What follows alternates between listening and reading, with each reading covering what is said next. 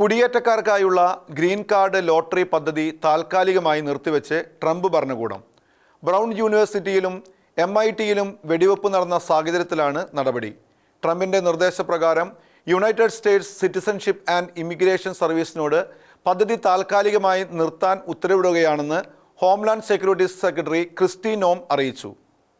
അമേരിക്കയിലെ ബ്രൗൺ യൂണിവേഴ്സിറ്റിയിലും MITയിലുമുണ്ടായ വെടിവെപ്പിന് പിന്നാലെ green card lottery പദ്ധതി താൽക്കാലികമായി നിർത്തിവച്ചിരിക്കുകയാണ് ട്രംപ് ഭരണകൂടം.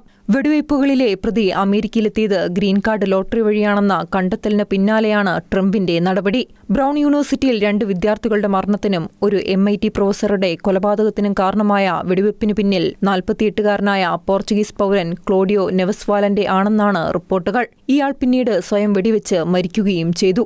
വെടിവെപ്പ് പ്രതി ക്ലോഡിയോ നെവസ് വാലന്റേക്ക് 2017-ൽ ഗ്രീൻ കാർഡ് ലഭിച്ചതായി ആഭ്യന്തര സുരക്ഷാ സെക്രട്ടറി ക്രിസ്റ്റി നോം പറഞ്ഞു. ട്രംപിന്റെ നിർദ്ദേശപ്രകാരം United States citizenship and immigration സർവീസസിനോട് പദ്ധതി താൽക്കാലികമായി നിർത്താൻ ഉത്തരവിട്ടതായും ക്രിസ്റ്റി നോം അറിയിച്ചു. ഗ്രീൻ കാർഡ് ലോട്ടറി പദ്ധതി വഴി വിവിധ രാജ്യങ്ങളിൽ നിന്നുള്ള ആളുകൾക്ക് ഓരോ വർഷവും 50,000 ഗ്രീൻ കാർഡുകൾ വരെ ലഭ്യമാകുന്നുണ്ട്.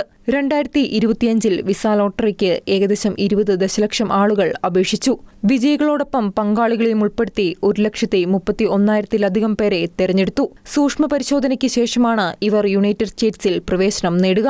ലോട്ടറി വിജയികൾക്ക് ഗ്രീൻ കാർഡിന് അപേക്ഷിക്കാം. കോൺസുലേറ്റുകളിൽ വെച്ച് അഭിമുഖം നടത്തി മറ്റ് ഗ്രീൻ കാർഡ് അപേക്ഷകരെ പോലെ തന്നെ അവർക്ക് യോഗ്യതയും ഉറപ്പാക്കും. എന്നാൽ വിസ ലോട്ടറിയെ ട്രംപ് വളരെ കാലമായി തന്നെ എതിർത്തിരുന്നു.